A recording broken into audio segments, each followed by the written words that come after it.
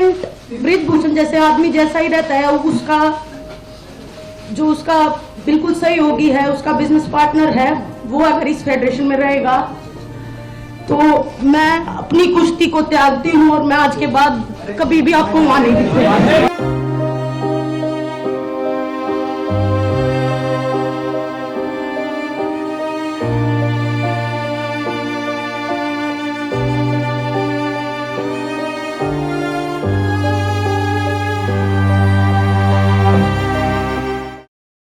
నమస్తే ఫ్రెండ్స్, నా పేరు తులసి చందు. ఒలింపిక్ విజేత కుస్తీ యోధురాలు సాక్షి మాలిక్ రెజ్లింగ్కి గుడ్ బై చెప్పేశారు. ఎస్, ఆమె తప్పుకోక తప్పని పరిస్థితిని మన వ్యవస్థే ఆమె కల్పించింది.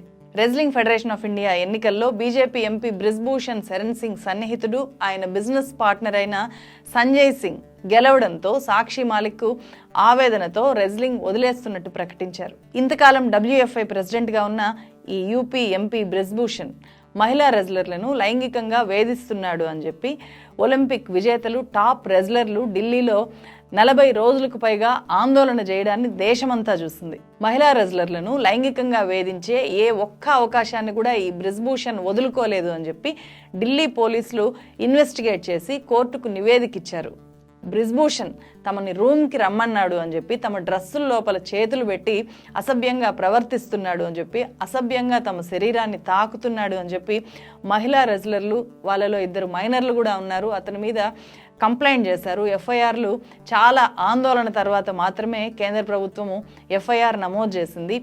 ఆ ఆరోపణల తర్వాత చాలా పెద్ద ఎత్తున విమర్శలు వచ్చాయి. ఢిల్లీ పోలీసులు డైరెక్ట్గా కోర్టుకి నివేదిక ఇచ్చిన తర్వాత తాను ఆ ఉద్దేశంతో, అంటే దురుద్దేశంతో తాకలేదు అని చెప్పి చెప్పాడు. అంటే తాకిన మాట వాస్తవమే కానీ తన ఉద్దేశం అది కాదు అని చెప్పి కోర్టుకి చెప్పాడు. బేటీ బచావ్ బేటీ పడావ్ అనే నినాదాలు ఇచ్చిన గొప్ప కేంద్ర ప్రభుత్వము ఏ ఒక్క చర్య తీసుకోకపోగా కొత్త పార్లమెంటు ఓపెనింగ్ రోజు అతన్ని సాదరంగా ఆహ్వానించారు. అదే రోజు పార్లమెంటుకు వచ్చి ఆందోళన చేయాలి పార్లమెంట్ ఆవరణలో అని చెప్పి అక్కడికి రావడానికి బయలుదేరిన వాళ్ళని తీవ్ర స్థాయిలో అణచివేయడాన్ని చూసాం.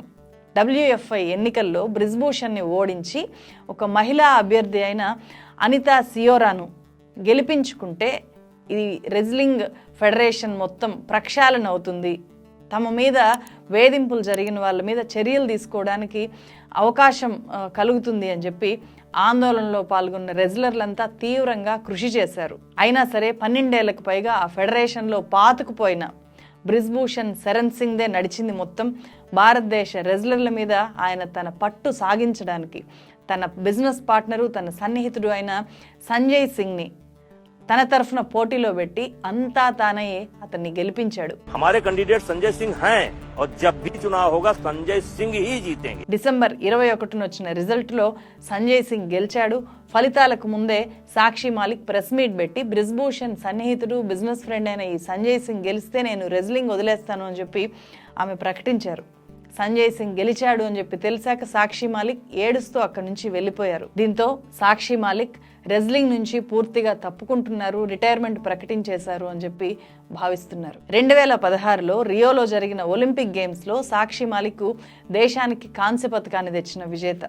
భారత్ కి బేటీ సాక్షి నే హిందుస్తాన్ के तिरंगे झंडे को नई ताकत दी है, నయా సమ్మాన్ దియా హై. మరో రెజ్లరు 3 సార్లు కామన్వెల్త్ గేమ్స్ లో స్వర్ణ పతకాలు సాధించిన వినేష్ పోగట్ ఈ సంజయ్ సింగ్ గెలవడం మీద తీవ్ర అసంతృప్తి వ్యక్తం చేశారు. బ్రిజ్భూషణ్ ని మించిన వాడి సంజయ్ సింగ్ అని చెప్పి ఆమె చెప్పారు.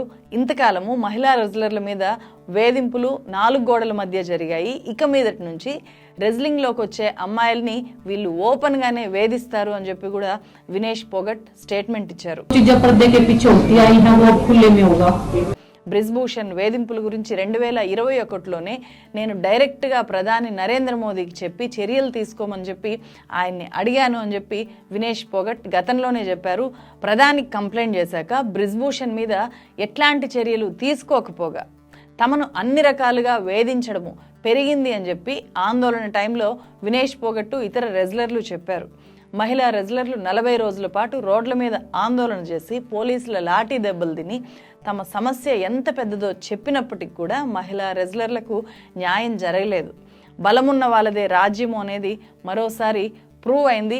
క్రీడాకారుల అభ్యున్నతికి పనిచేయాల్సిన ఈ స్పోర్ట్స్ ఫెడరేషన్లు వాటి అధ్యక్షులు ఆ క్రీడాకారుల్ని వేధింపులకు గురిచేసి వాళ్ళు క్రీడల నుంచే ఏకంగా తప్పుకునేలాగా చేస్తున్నా కూడా మనమంతా కూడా ప్రేక్షకులుగా, సాధారణ ప్రజలుగా, ఏమీ చేయలేని ప్రజలుగా మౌనంగా చూస్తూ ఉన్నాము. ఒలింపిక్ మెడల్ సాధించిన కుస్తీ యోధురాలైన ఈ బేటీలే నీచ రాజకీయాల్ని తట్టుకోలేక ప్రాణంగా ప్రేమించే ఆట నుంచి తప్పుకుంటుంటే తల్లిదండ్రులు కొత్తగా తమ బేటీల్ని క్రీడల్లోకి పంపే సాహసం చేస్తారా? గెలవాల్సింది క్రీడాకారుల, రాజకీయ వికృత క్రీడల?